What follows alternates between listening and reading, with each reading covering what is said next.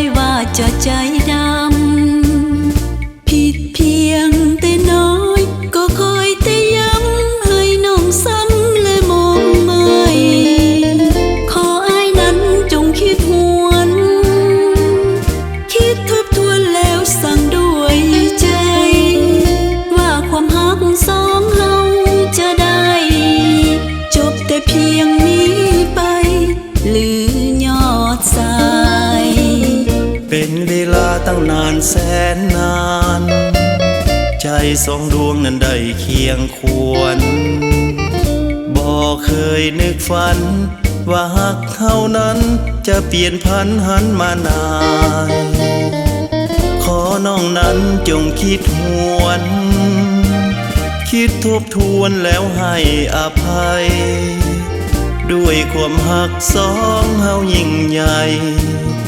บ่อยากจากเจ้าไปยอดหาอย่ามาหาคำโอดอ่อนทุกคำวอนนั้นจริงใจแน่ใจหรือจะเสื่อได้ขอควรใจจงเสื่อคำถ้าหากหวังฮักนั้นสุขสมดังอารมณ์ใจปรารถนา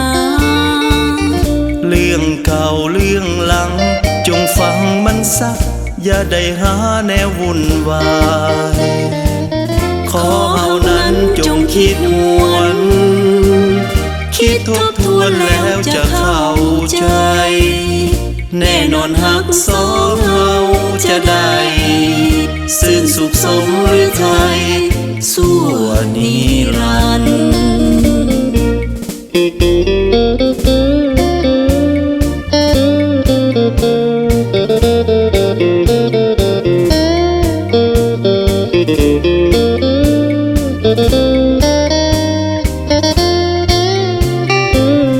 อย่ามาหา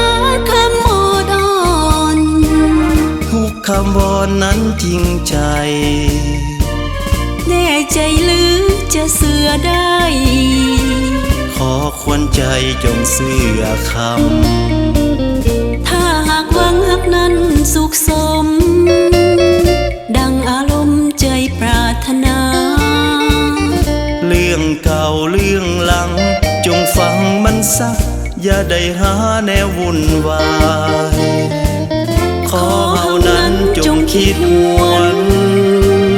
คิดทบทวนแล้วจะเข้าใจ